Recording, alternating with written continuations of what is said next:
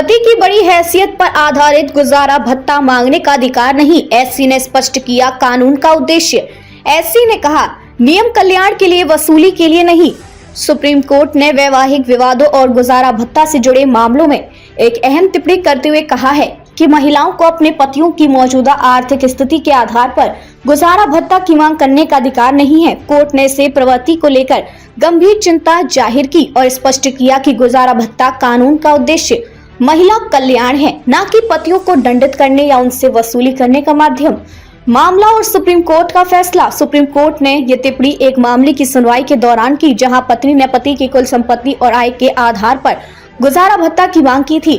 अदालत ने कहा कि हिंदू विवाह को एक पवित्र संस्था माना जाता है और इसे कमर्शियल वेंचर की तरह नहीं देखा जा सकता है। अदालत ने दोनों पक्षों को 1 महीने के भीतर मामले का निपटारा करते हुए पति पत्नी को 12 करोड़ रुपए स्थायी गुजारा भत्ता देने का आदेश दिया। कानून पतियों को दंडित करने के लिए नहीं। जस्टिस बीबी नागरत्ना और जस्टिस पंकज मित्तल की बेंच ने कहा कि महिलाओं को यह समझने की जरूरत है कि कानून में सख्त प्रावधान उनके कल्याण और सशक्तिकरण के लिए बनाए गए हैं। इन प्रावधानों का दुरुपयोग करके पतियों को धमकाने, उन पर हावी होने या जबरन वसूली के लिए इस्तेमाल नहीं किया जाना चाहिए।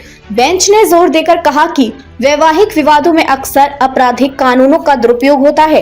कई बार महिलाएं पति और उसके परिवार के खिलाफ गंभीर आरोप लगाकर कानून का दुरुपयोग करती हैं। इसमें रेप, आपराधिक धमकी और क्रूरता जैसी धाराएं शामिल होती हैं। संपत्ति के आधार पर भत्ता मांगने की प्रवृत्ति गलत।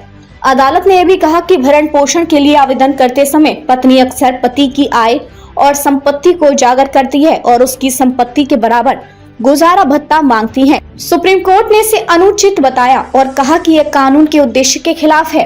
पुलिस और न्यायालयों की भूमिका पर सवाल। सुप्रीम कोर्ट ने पुलिस और निचली अदालतों की भूमिका पर भी सवाल उठाए। कोर्ट ने कहा कि पुलिस अक्सर ऐसे मामलों में जल्दबाजी में कार्रवाई करती है, जिससे बुजुर्गों और अन्य परिवार के सदस्यों को भी गिरफ्तार कर लिया जाता है। दूसरी ओर ट्रायल कोर्ट केवल एफआईआर में अपराध की गंभीरता को देखकर आरोपी को जमानत देने से परहेज करती है। पत्नी की ट्रांसफर याचिका पर सुप्रीम कोर्ट की टिप्पणी। इस मामले में पत्नी ने भोपाल की अदालत में लंबित तलाक याचिका को पुणे स्थानांतरित करने की मांग की थी। कोर्ट ने पाया कि दंपति अपने रिश्ते की अवधि के दौरान कई मुकदमों में उलझे रहे। बेंच ने कहा कि उनका वैवाहिक जीवन आगे बढ़ने की स्थिति में नहीं था, क्योंकि वे लगातार साथ नहीं रहे। सुप्रीम कोर्ट का निष्कर्ष। अदालत ने कहा कि वैवाहिक विवादों में कानून का सही और निष्पक्ष उपयोग होना चाहिए। महिलाओं को यह समझने की जरूरत है कि सख्त प्रावधान उनके कल्याण के लिए है, न कि पतियों और उनके परिवारों को दंडित करने का जरिया।